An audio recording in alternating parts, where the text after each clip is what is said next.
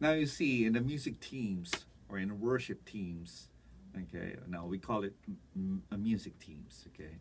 Now we do study songs. Now I'm gonna give you some 4 practical tips and trying to learn the song by ear or by hearing or by listening to it, okay. Now the first practical tip that I will give you is this: when you are trying to study a song, learn to listen to the song and do nothing at all. Have you ever noticed or even experienced that you were studying a song and then all of a sudden your notifications would spring up, or maybe a phone call, a text message, or somebody calls you, and then when you get back to your work, you're trying to figure out, where was I? Oh no, I forgot. My mood is different because I just came from a text message or a conversation.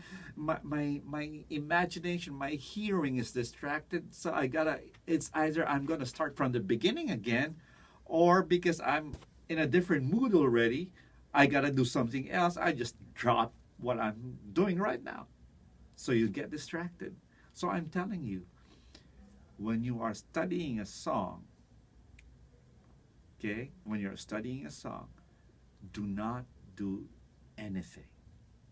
Now, the second practical tip is this: when you're studying a song, you also learn the parts of the song. You figure out and decipher which one is the intro, which one is the verse, which one is the pre-chorus, which one is the chorus, which one is the bridge, the instrumental, or the outro, or the prelude, whatever. You gotta learn and understand which ones are the parts or the roles or segments of the songs. Now, the third practical tip is this: when you are trying to figure out the chord of a song, decipher the bass note or the lower note, then try to decipher the highest note that you hear, or the soprano note. Okay?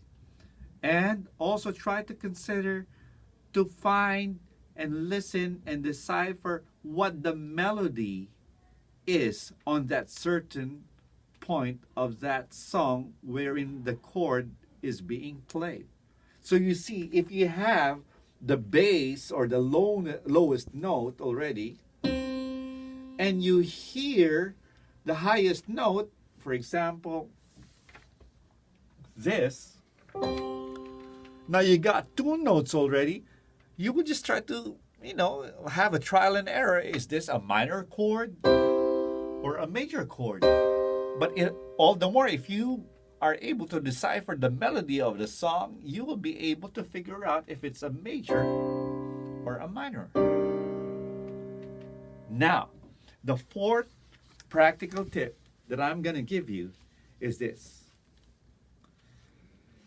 when learning the rhythm of any part of the song, don't pay attention to the notes or chords being played. Now, what do I mean by this? Have you ever played a song wherein you know the chords, you know the notes, but the way you play it is not the way it should have been played? Why? Because you did not study the rhythmic rendition of the song. You only studied the notes and the chords of the songs. So you have to play and you have to study the song, including how it's being played. You don't just play the chords, you also play or study how it's being played. Like, is it like this? Or is it like this? Or is it like this?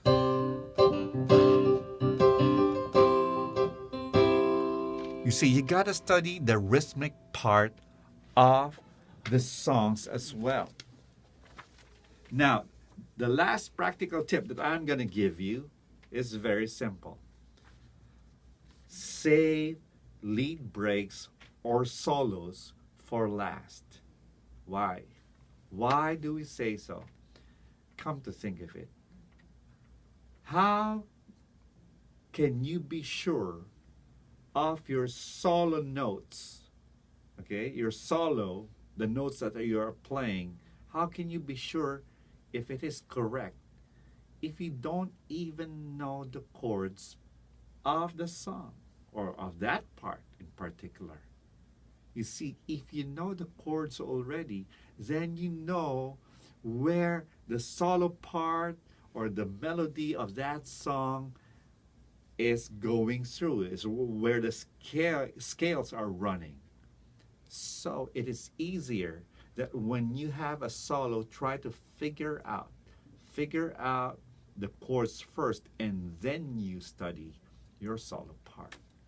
Now, these are 5 practical tips in learning a song by hearing or listening to it.